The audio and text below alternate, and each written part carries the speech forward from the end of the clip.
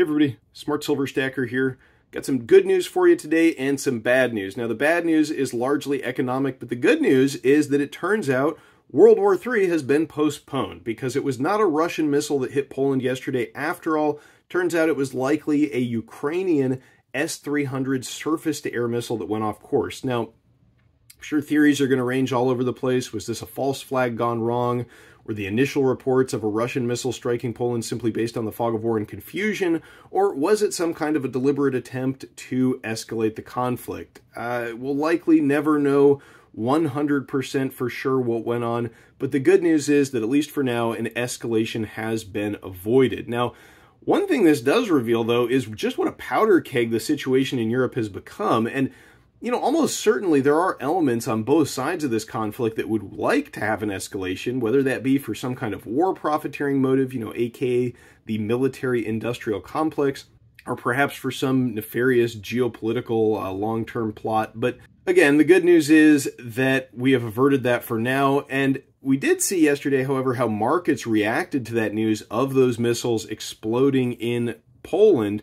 We saw oil spiking up, gold spiking up, and you know, if something real does kick off, we're going to see prices spiking up for a variety of commodities in a very big way. But at least we've averted that for the time being. However, we do have some pretty dire economic news all the same here in the US. We've got some very significant layoffs in the works. We've got real wages falling at a very fast pace. We've got credit card debt accelerating and growing at a record pace, and we've got a lot to get into today. I would like to just say a special thanks to today's video sponsor, Silver Botanicals, personal care and household products that utilize the power of nano silver. Check them out with the link down in the description, and don't forget to use coupon code STACKER to save 10% off your order.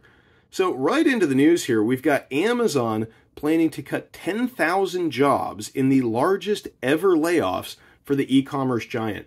That is the headline from Bloomberg. And, you know, you do have to put this news into some kind of perspective because even with 10,000 jobs being laid off, it's a lot of jobs, but it is less than 1% of Amazon's total workforce. But still, in light of the fact that this is occurring just before the holidays, you know, this is traditionally a time when Amazon would be beefing up its workforce. This is very telling about what is going on in today's economy. And on the same note, we've got FedEx furloughing workers ahead of the peak holiday season. So, you know, this is very telling. Now, these workers are not getting laid off. They're just getting furloughed. Maybe they'll be coming back at some point, but they're not going to be earning anything in the meantime either.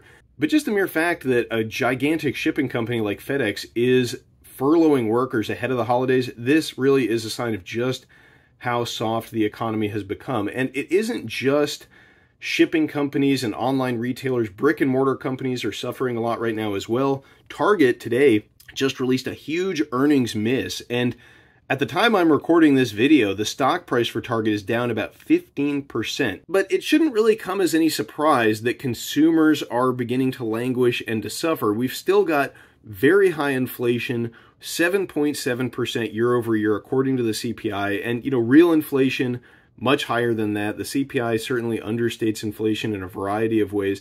And at the same time, we've got real wages falling in a very big way. According to this real earnings summary released by the Bureau of Labor Statistics on November 10th, for all workers, real average hourly earnings decreased by 2.8% seasonally adjusted from October 2021 to October 2022. The change in real average hourly earnings is combined with a decrease of 0.9% in the average work week, resulting in a 3.7% decrease in real average weekly earnings over this period. So it's no wonder that the holiday season and holiday shopping this year is underwhelming so far. Consumers are just tapped out. And that's exactly what we heard from the Federal Reserve in a report that was released yesterday. This is the headline from CNBC. Household debt soars at fastest pace in 15 years as credit card use surges, Fed report says. The gist of this report is that households increased their debt at the fastest pace in 15 years due to hefty increases in credit card usage and mortgage balances. The credit card balance collectively rose more than 15% from the same period in 2021, the largest annual jump in more than 20 years, according to the New York Fed. And a Fed official was quoted as saying that this increase stems from a combination of robust consumer demand and higher prices. Now, I'm not so sure that I would characterize consumers paying for groceries and staples with credit as robust consumer demand. To me, it seems more like average people just desperately trying to maintain their standard of living in a dying economy. And, credit card debt, it's now at $930 billion. And a lot of this debt has very high interest rates attached to it. So I hope that none of you watching are being forced into this position where you're paying for essentials on consumer credit, because this can be a very slippery slope. You got to do what you can to avoid high interest consumer debt like this. This stuff is usurious, it's predatory, and it really can get people trapped into a vicious cycle that can be very hard to get out of. Now, undoubtedly, a lot of these people accumulating these massive credit card balances, some of them are doing it for things that they don't really need. Do you really need to eat out every day? Do you really need the $8 latte from Starbucks? But ultimately, the real issue here is that this record spike in consumer debt, this can't go on indefinitely. And when these consumers start finding that their credit lines are canceled or slashed in size and the flows of credit dry up even more, this is going to be a very painful moment for this economy. And as the Fed keeps cranking up rates to fight inflation, not only is the amount of credit card debt hitting a record high, but the rates are getting out of control too. Some of these cards now are charging as much as 30% interest annually. I mean, this is insane. It's clearly a predatory lending practice, and yet consumers are responsible too. It takes two to tango, and someone's got to sign up for these cards and rack up this debt. And the bottom line here is that ultimately all of this is not going to end well. I think we're in for some seriously challenging times coming up in 2023. So now is the time to tighten your belts, brew some Folgers at home, cut out the Starbucks, and really, if you can afford to, instead of going into debt, try to save a little. Try to save some cash at first, and then if you're fortunate enough to have some disposable income, save some real money too, the kind that doesn't get constantly inflated away. Now, it may be that there is not a lot of cheery economic news this holiday season, and times are going to be tight for a lot of families, unfortunately, but I cannot think of a better time to not go out and buy some video game or some cheap Chinese-made trinket off Amazon for the kids in your family this holiday season. The toy that's just going to get played with a few times and then tossed in a drawer or a closet and forgotten. Instead of doing that, think about giving the gift of silver this Christmas. I absolutely love the hashtag silverinmystocking. I believe this was started by Economic Ninja, and this is definitely something that we should all be getting on board for. Instead of buying some cheap toy, buy an ounce of silver.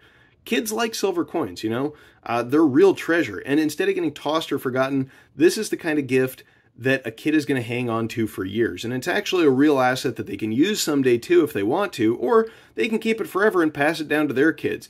And also, every time you give an ounce of silver as a gift, keep in mind that it takes another ounce of silver off the COMEX and out of the physical market. So it really is a win-win. We can affect the silver squeeze with giving silver as a gift as well. And on that note, I've got a little unboxing here from SD Bullion to show you some of the silver that I picked up this year for stocking stuffers. So let's get into it and see what we got here. All right, so we're into the box. Let's see what kind of goodies we got in here. Everything's packaged very well, as usual, from the folks over at SD Bullion, so big thank you to them. Packing up this silver so nicely.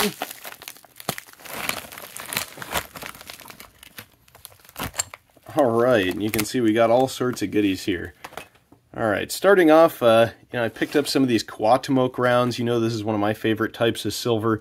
And these make a fun gift because there's kind of an interesting little historical story behind Cuauhtemoc there. And also, they're just an awesome type of silver to look at. They got the Aztec calendar on the back. That's always very fun.